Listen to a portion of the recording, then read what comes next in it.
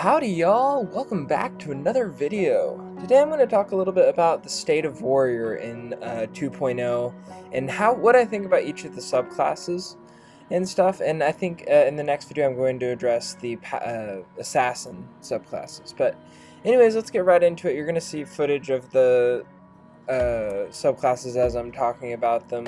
It might not perfectly match up, but anyways, let's talk about Fallen first.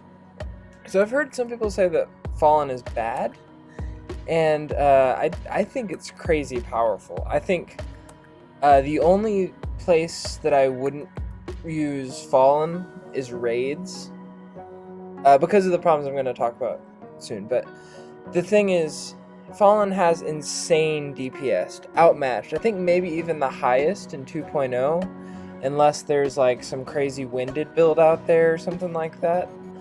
I think there's some things about it that may be a little overtuned. Like Enraged Blow probably shouldn't be 300% multiplicative damage, you know, just maybe. But otherwise, I think it's in a pretty good spot. I think like maybe Intoxicating Blood could be reworked and make it something that works on bosses without minions or something like that. Basically, just give some way for Fallen to have quality of life, because that's what it's missing. And the reason, that's kind of the reason why I wouldn't use it in raids, because it just can't heal. It just can't heal fast enough. In the Greg boss fight, like, I'd have to fly away and use Amulet of Rejuvenation in a corner to get my health back up, because it's just unless you want to overdose on healing potions, it's just doesn't have good quality of life. And I would use Battle Monk Fallen over Fallen any day of the week on raids, just because you're just out of the fight way too much. Maybe with Rhythm of the Seasons you could do it though. I could maybe see that. But otherwise, it's really reliant on potions. It has a really hard time. But I think the otherwise, like, DPS outmatches boss's damage, so you can basically just kill things before they kill you, which, I mean, is all what Fallen is all about, rushing down enemies.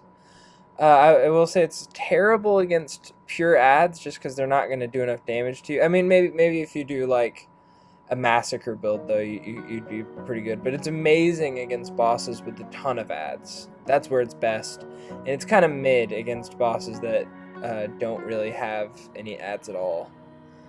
But anyways, those are my thoughts on Fallen, and I think it's honestly in a pretty good place. It could maybe get toned down a little bit, and maybe the healing could be reworked, but honestly, I kind of like it in its current state.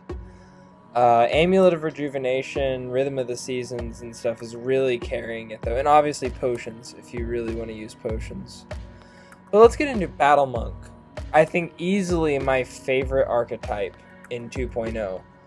Battle Monk, I think Paladin and Fallen could use a little bit of tuning. Battle Monk feels absolutely perfect to me. It's amazing. The way I play it is I play it as a helicopter. I just fly around mobs and stay in the air with Whirlwind Strike and move around with Charge. It's great. There's a few things I don't really use all that much, like Flying Kick. Flying Kick isn't my favorite, because like even with Whirlwind Strike, I feel like it knocks me up too high to use Flying Kick, for instance. But anyways, Battle Monk is great, and I love Whirlwind Strike. I know a lot of people don't like Whirlwind Strike, but I really, it's my favorite thing about Battle Monk. So I don't know. I think you really need to uppercut then charge, or charge into an uppercut to use it. But like once you're flying around a mob, you're not taking much damage. But there's also Discombobulate.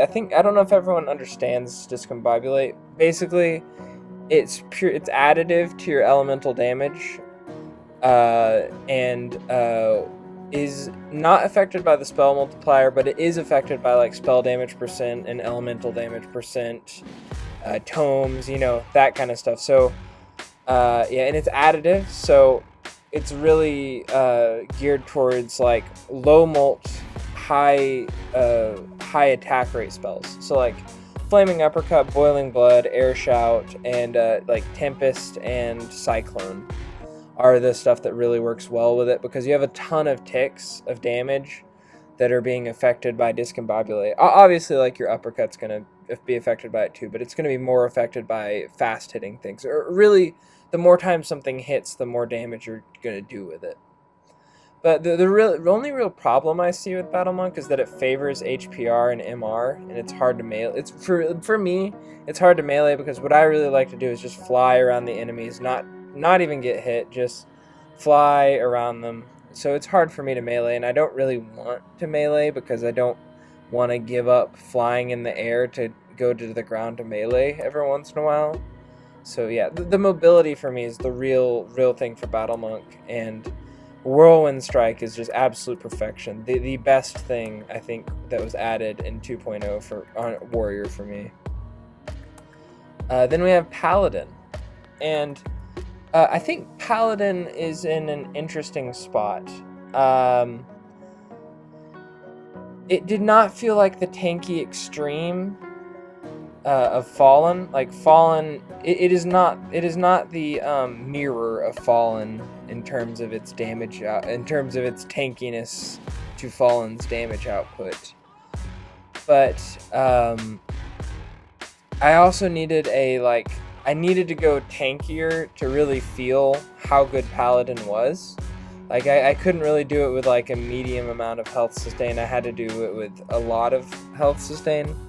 But to be fair, this was also testing when mob spells were doing double damage, so I'm sure it's a little bit better now. But it's the class that plays most like 1.20 Warrior. But honestly, when I got it up and running, it feels great. It has more quality of life than Fallen, but in my opinion, it's completely outclassed by Battle Monk. Paladin is tankier, but Battle Monk just does more damage and avoids damage better. And you can even take Provoke on Battle Monk, so you can basically do Paladin's job but better on Battle Monk. And especially for something like Greg, where you're just not going to fight, you're not going to tank the damage even with a really good Paladin build. You might as well just go Battle Monk and take Provoke, and you're going to do more for your team that way. I think Paladin may have a play when like powder specials come, because powder specials are supposedly going to be master modifiers, which mean they're going to be multiplicative.